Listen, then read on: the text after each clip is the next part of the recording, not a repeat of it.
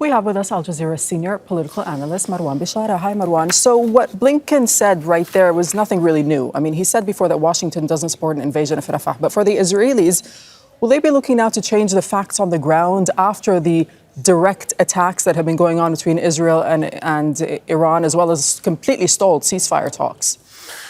Yes, I think the Israelis are, for the time being, in as far as their official position, is that they're going to be taking a bit more time in terms of figuring out what they're going to do with Rafah. And clearly, the American pressure is working on them because the American pressure is not coming out of vacuum.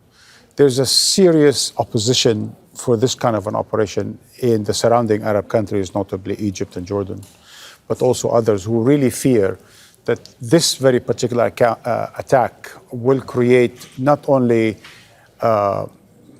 countless casualties, but it will lead to displacement, ethnic cleansing towards Sinai, and to a serious instability. Something that some of the Arab regimes, while tolerant of the unraveling genocide in Gaza, don't want to see the kind of ethnic cleansing on a scale that we've seen only in 1967 or 1948. Now, having said that, I think also the Americans seem to insist that they do agree with the Israelis about the defeat of Hamas and ending Hamas's leadership in Gaza. There's no doubt about that. The Americans are unequivocal about this. The point where they disagree is just on the how, right? And I think they probably will get to something. And the Americans don't feel the urgency that it must be done tomorrow, since this is basically an open-ended, invasion, if you will, or re-invasion, reoccupation of Gaza. So if you read between the lines, then, how do the Americans think that Hamas will be defeated? What they're saying is that there are a number of ways that are a bit more discriminatory in terms of the attacks, a bit more targeted, using more intelligence, and eventually allowing more people to go back to the north, then emptying Rafah of most of those who have taken refuge, and then be able to do the operation more clinically, if you will, if I may use this kind of neo-fascist term.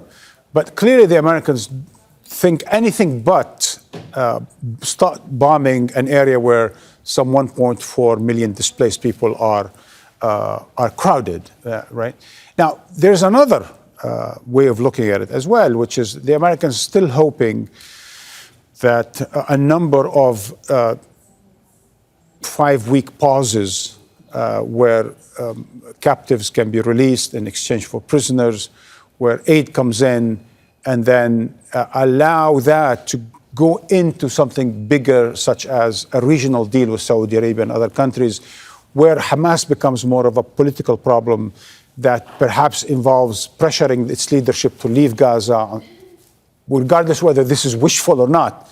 That's what the Americans are thinking. But there seems to be a bit of a stalemate when it comes to any ceasefire talks and hostage negotiations. I mean, Hamas has recently said that they dismiss Blinken's claim that it's blocking ceasefire talks, saying that it confirmed the United States' blatant bias towards Zionist fascism. So where does this leave all the potential for any talks in the near future? Actually, though everything seems to be gloomy, dark, and tragic nowadays, but I couldn't help but laugh today, listening to Secretary Blinken's press conference, when he said, in the context of only Hamas stands between Gazans and a ceasefire, he said it's Hamas's fault because Hamas rejected Israel's, quote, wait for it, generous offer. Generous offer. Generous offer does not include ceasefire.